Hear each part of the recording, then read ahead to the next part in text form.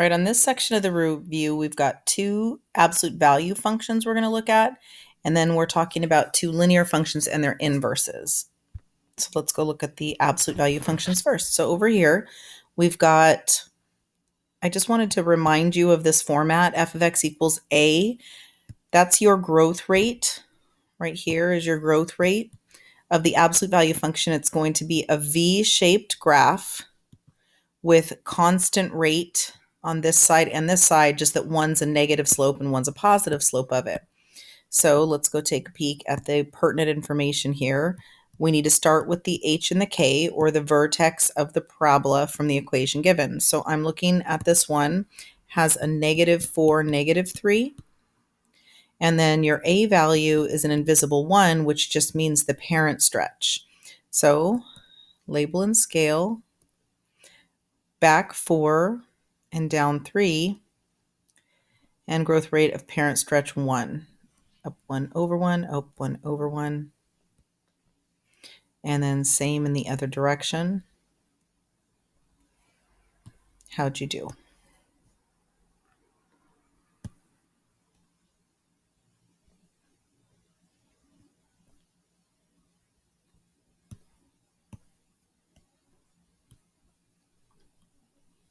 Okay. Next one has an a value of 1/2, but it's negative orientation, which means we're going to have an upside down V-shaped graph. And then our HK is 1/5. So we go right 1, up 1, 2, 3, 4, 5. And from there we go down 1, right 2, down 1, right 2, down 1, right 2 in both directions.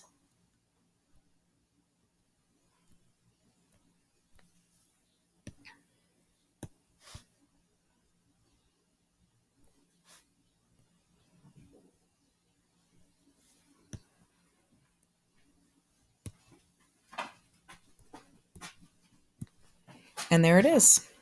If we were asking you to write the piecewise function of these graphs, remember that everything stays the same. It's still going to be x plus 4 minus 3, x plus 4 minus 3. And one of these would get the negative. Well, in this graph, it's going down first and then up. So your negative is going to go with the first function. In this next graph, when we copy everything, you've got 1/2 x minus 1 plus 5, 1/2 x minus 1 plus 5. But which one gets the negative slope this time? Notice it's going up first and then down. So in this case, the second one gets the negative. So it depends on the orientation of your graph to decide which one gets the positive and which one gets the negative. Don't forget that on a piecewise function, you also need the domain. So the domain for the top function here is x values less than -4, and then x values greater than or equal to -4. That goes right here and right here. I just sort of ran out of space there. And over here, this is for x values less than 1 and x values greater than or equal to 1. And that goes at the end of that top function, and that goes at the end of this bottom function. Okay, it didn't ask us. Oh yeah, it did ask us to write the piecewise. So there we go. Okay, inverses of a graph. So we're going to start with the slope is 2 and the point is -5. So, and that's a 0, -5, by the way, it's a B. So 0, -1, 2, 3, 4, 5, and slope of 2.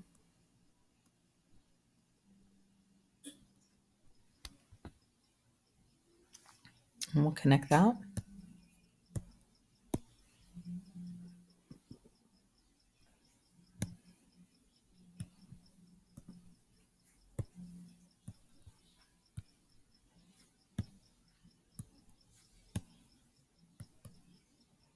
Okay, now I also need my line of reflection drawn in.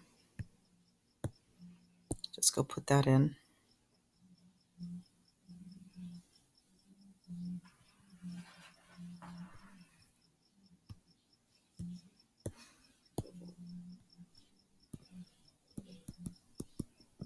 Okay.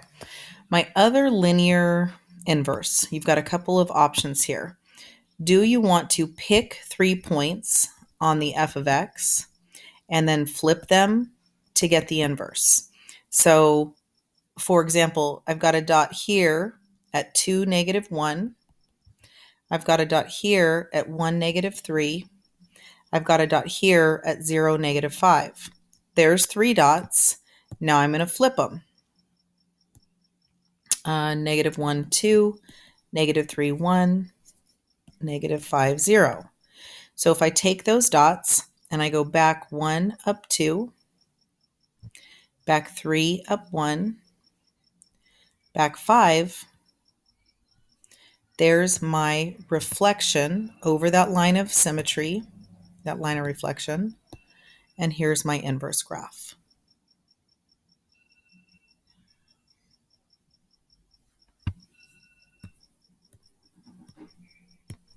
Okay, that's one option to do table work.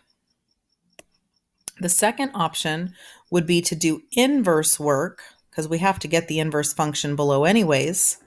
And we could always write the inverse function from this graph, but let's go do the actual inverse work. So f of x equals, let's rewrite it with a y. Y equals 2x minus 5 becomes x equals 2y minus 5. Add 5. Divide by 2.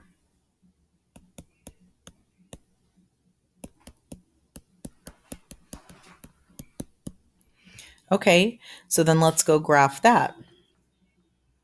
Well, that's got a dot at back 5, 0. Oh yeah, look at it right here. -5, 0 is already on there. And then a slope of 1/2. Up 1 over 2, up 1 over 2. Hey, it's already my line. So which way do you prefer to do this? Do you prefer the table of values? Pick 3 points, flip the 3 points? Or do you prefer to go from an equation to its other equation? Here we go. 1/2 x plus 5. Okay, now that's done. All right, next one. Let's go graph it. This has a dot at -4, 2. And slope of down to right, 3.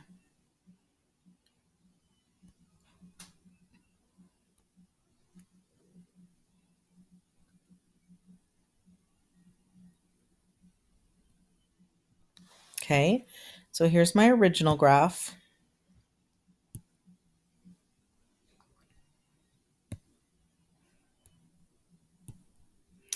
And don't forget about your line of reflection. Yep, it still goes through the same spot, y equals x. And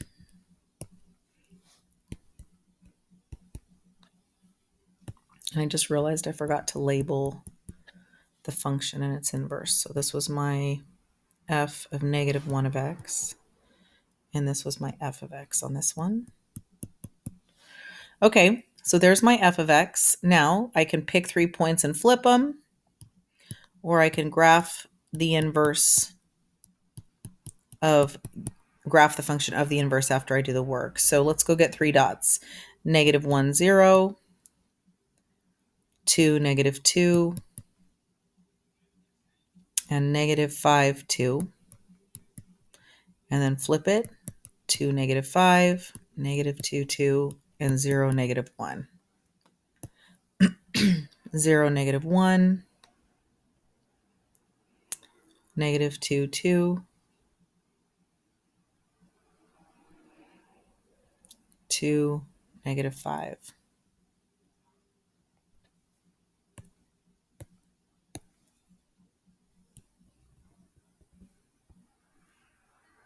kind of a cool looking inverse.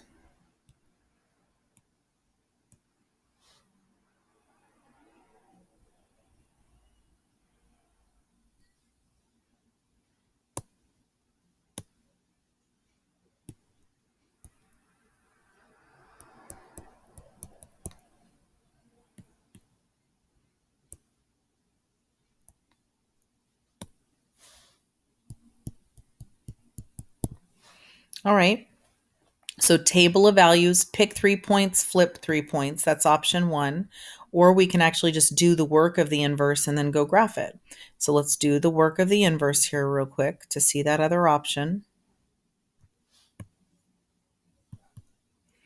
All right, so we start by switching it to y, negative 2/3 x plus 4 plus 2.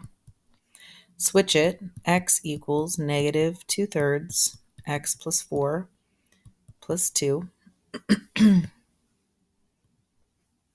this one becomes a y, and this becomes the x. First, we're going to minus 2.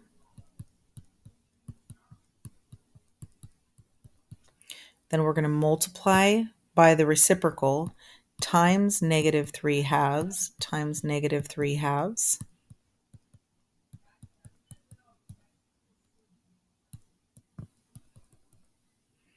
And then minus 4.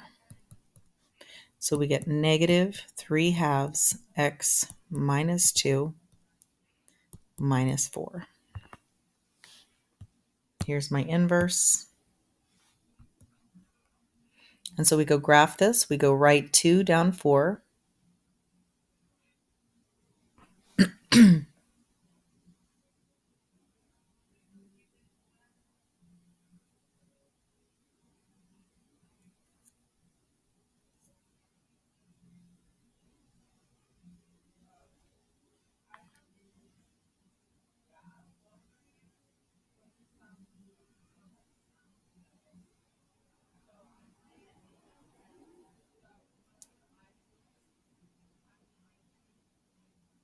So down 2, right 3, down 2, right 3.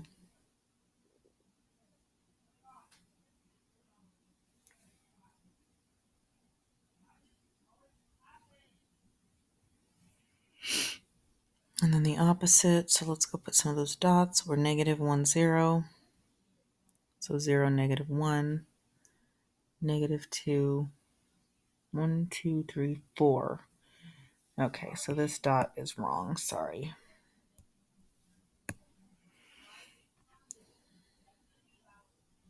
Sorry. So in the video of the table that I just made, I said that it was at back 5 up 2, but it was actually back 4 up 2, and then switch that becomes 2, negative 4. You probably caught it when I was doing the table. Anyways, I just fixed the dot there. So now go connect it. And now that linear inverse is going to look a little bit better.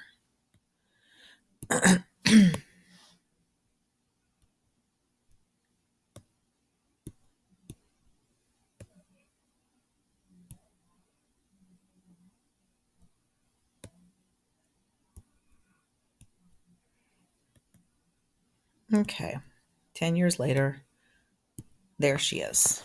Okay, and this right here was the inverse function after all the work was said and done.